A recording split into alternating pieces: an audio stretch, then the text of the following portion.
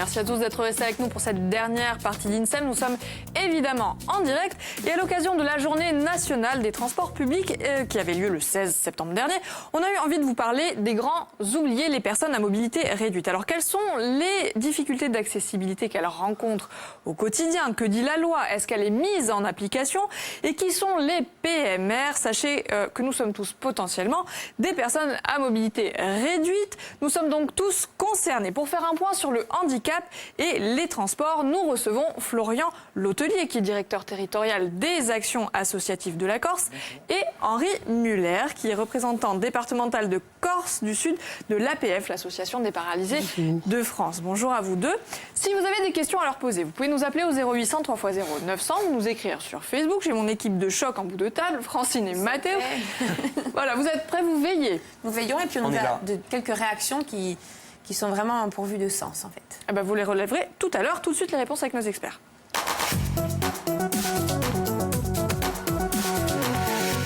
Messieurs, merci d'être avec nous et bienvenue. Merci de votre accueil. Moi, j'aimerais en quelques mots, on résume votre mission au sein de cette association qui est l'APF. Alors, l'Association des paralysés de France, deuxième association de France.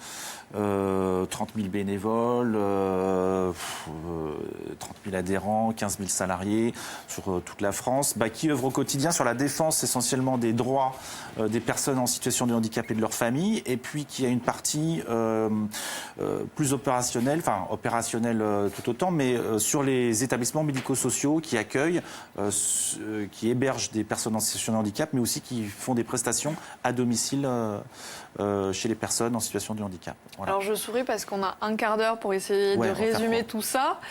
Et pourtant, je pense que vous pourriez revenir tous les jours tant il y a à dire sur le sujet. Alors, mais commençons aujourd'hui par la définition finalement de l'accessibilité et le service de transport public. Qu'est-ce que c'est? Qu'est-ce que ça veut dire exactement?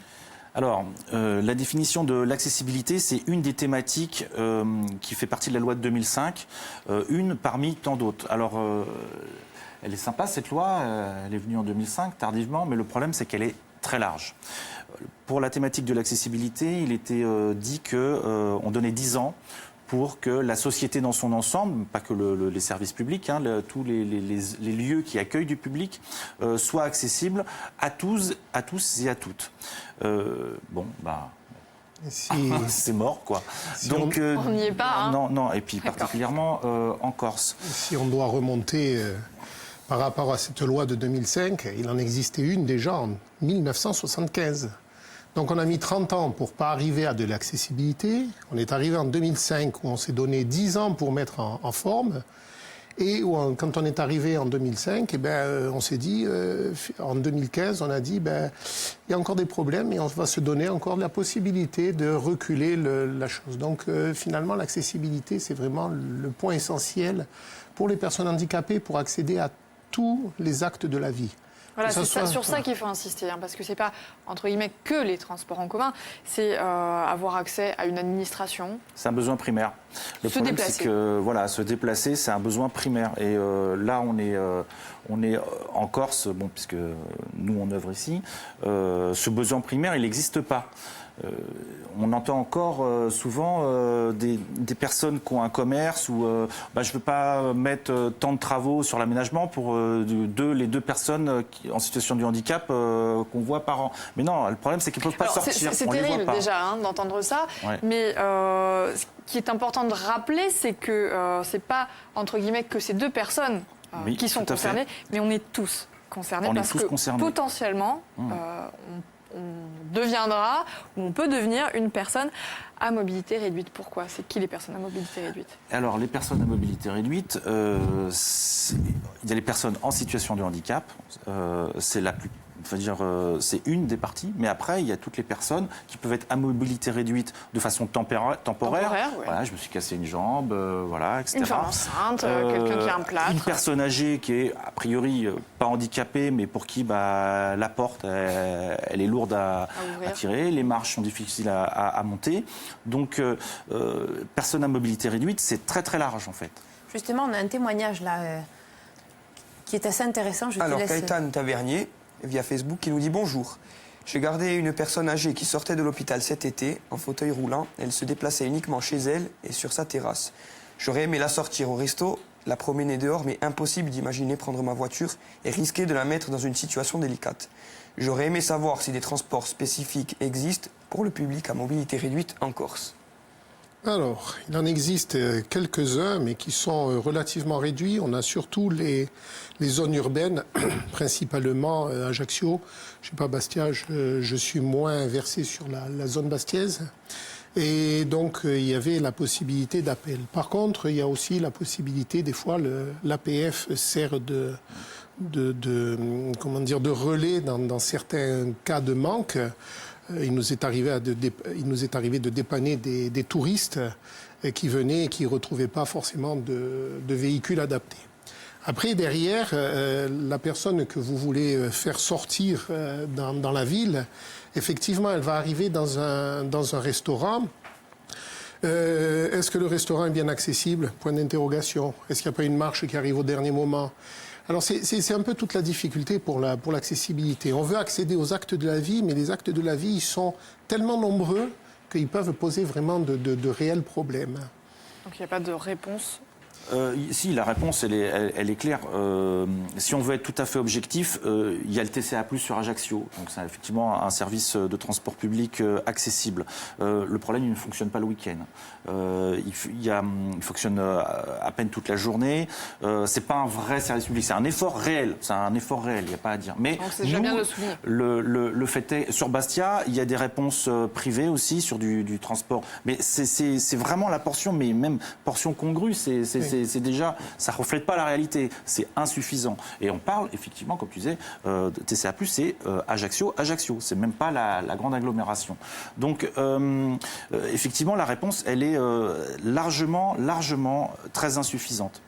Après, nous, effectivement, on a une réponse associative. Dont tu parles, alors des fois les touristes, mais même les personnes qui sont adhérentes chez nous, même extérieures, à l'association, pour aller faire une course, aller au cimetière, rendre visite à un ami, etc. Mais bon, le problème c'est qu'on est quand même une association, même si on est la deuxième en France.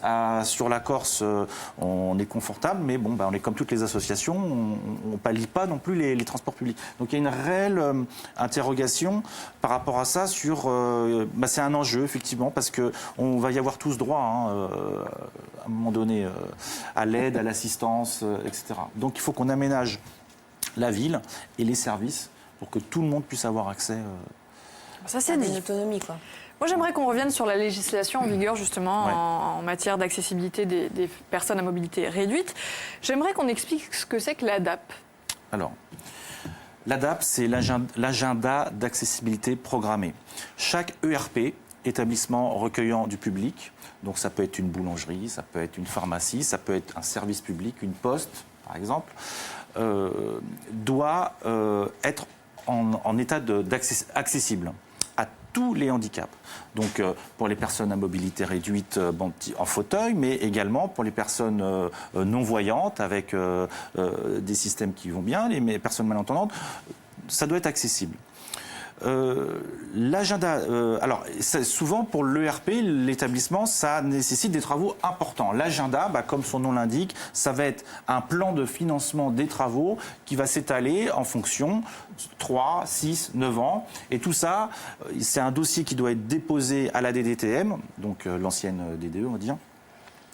Direction départementale des territoires et de la mer, qui va instruire le dossier, qui va vous dire non, là, va falloir quand même que tu te manges de faire les travaux parce que là, ça urge. Là, ok, je te laisse encore un peu de temps. Là, ok, je te mets une dérogation parce que tu es dans un bâtiment classé, je te mettrai pas un ascenseur. Et puis c'est parce donc c'est du cas par cas. C'est du cas par cas. Le nerf de la guerre, c'est l'argent. Ouais.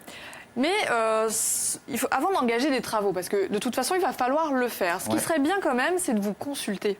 Voilà. Pourquoi parce c'est important que de vous le problème, c'est que avant. des fois, il y a des gens, des services, des ERP, et notamment, je pense surtout aux services publics, surtout à l'aménagement de la voirie, donc sur l'espace public. Il y a des efforts qui sont faits, par exemple à Ajaccio, c'est indéniable, il y a des investissements qui sont faits, mais des fois, et c'est dommage vu les investissements qui sont en jeu, on se retrouve avec des équipements qui sont aberrants en fait. Alors bien sûr, c'est pas la majorité, mais le problème c'est que des fois, ça coince et on a gâché du fric, en fait. On crée une discontinuité dans l'accessibilité. C'est-à-dire que si vous avez un trottoir où sur un côté, vous avez un bateau qui permet de traverser la rue. Le bateau, c'est quand le trottoir... le bateau, c'est la zone qui est sur surbaissée. Ouais. Vous pouvez traverser la rue, vous arrivez de l'autre côté, vous vous retrouvez avec une marche. Vous êtes avec un fauteuil coincé. Vous êtes une maman avec une poussette, vous allez pouvoir manœuvrer. Vous êtes une personne âgée, difficulté à passer aussi. Tant qu'à faire, autant réfléchir de façon globale et essayer de faire quelque chose qui soit vraiment fluide pour tout le monde. Parce que c'est nous, mais c'est aussi les autres dans l'accessibilité.